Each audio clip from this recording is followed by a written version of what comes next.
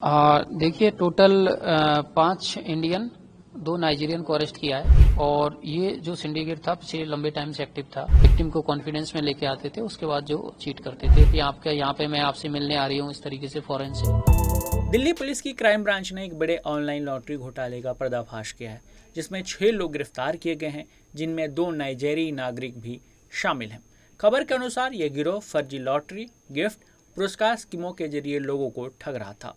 DCP crime branch Vikram Singh के अनुसार ठग फेसबुक और मैसेंजर जैसे सोशल मीडिया प्लेटफॉर्म पर महिला या विदेशी व्यापारियों का रूप धारण करके लोगों का भरोसा जीतते थे। ये लोग फेसबुक से व्यक्तिगत डाटा इकट्ठा करते थे, फिर मैसेंजर के जरिए मैसेज भेजते थे और महीनों तक भरोसा बनाकर पैसे मांगते थे। नाइजीरिया ठग शेडर और संडे इस रैकेट के मास्टरमाइंड थे, जो फर्जी लॉटरी और पुरस्कारों की घोषणा से लोगों को लुभाते थे। भारत के भी कुछ लोग इस गिरोह में शामिल थे।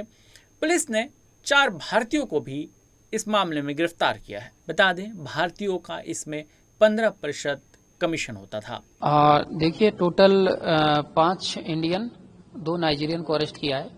ये एक चीटिंग सिंडिकेट था जो कि अक्रॉस इंडिया लोगों को चीट कर रहे थे और ये जो सिंडिकेट था पिछले लंबे टाइम से एक्टिव था।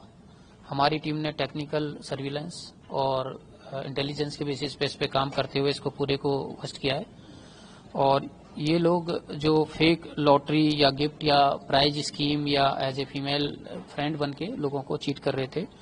विक्टिम को कॉन्फिडेंस में लेके आते थे, उसके बाद जो चीट करते थे। जैसा कि काफी बार आपके देखते हैं कि +44 जो यूके का नंबर होता है उसके नाम से ये लोग कॉल करते थे। विक्टिम जनरली जो अभी तक इन्वेस्टिगेशन पता चला है कि फेसबुक से डेटा उठाते थे या इनको काफी सोशल मीडिया पे अवेलेबल डेटा उठाते थे या कहीं ऑनलाइन जितने भी किसी का डिटेल आ गई फिर उसको एक मैसेज छोड़ेंगे मैसेंजर के थ्रू।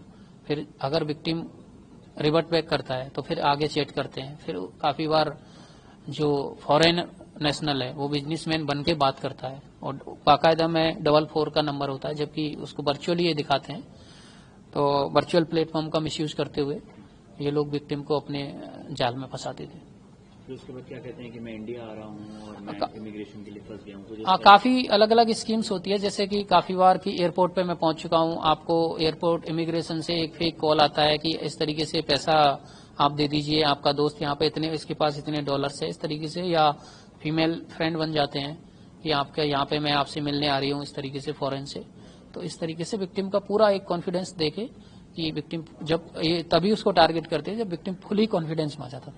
सर कितने टाइम से कर रहे हैं और कितने विक्टिम्स आप लोगों ने आइडेंटिफाई किए हैं और कितने का लगभग उन्होंने अभी तक फ्रॉड किया है? देखिए विक्टिम अभी तक हमने जो विक्टिम हमारे सामने 5 विक्टिम को तो अभी हमारे सामने इमीडिएटली आ चुके हैं।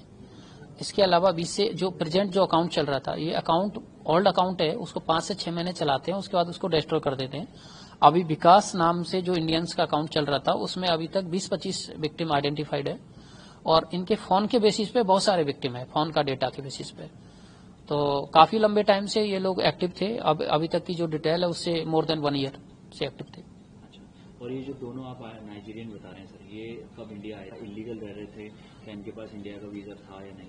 देखिए इनमें से जो नाइजीरियन है, इनमें से एक अक्यूज था संडे जॉन, वो 2023 में आया था और उसका मेडिकल वीजा था, बिजनेस वीजा था जो एक्सपायर हो गया 1 साल के लिए और इलीगली रोका हुआ था। दूसरा अक्यूज है वो 2013 में आया हुआ था मेडिकल वीजा पे और उसका भी वीजा एक्सपायर हो चुका है और इलीगली इंडिया में स्टे कर रहा था।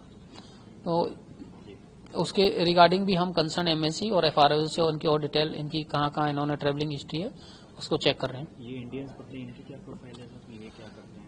इंडियंस जो जितने भी इंडियंस पकड़े हैं उनमें अलग अलग काम है। जैसे कि एक है मेनली मैन एक्यूज है शाहरुख और साहिद रजा। साहिद रजा सबसे पहले नाइजीरियन के कांटेक्ट में आता है और साहिद रजा इसमें 2016 में भी इसी टाइप के केस में बंद रहा है। तो साहिद रजा लंबे टाइम से इसमें इन्वॉल्व रहा है इस टाइप के केस में।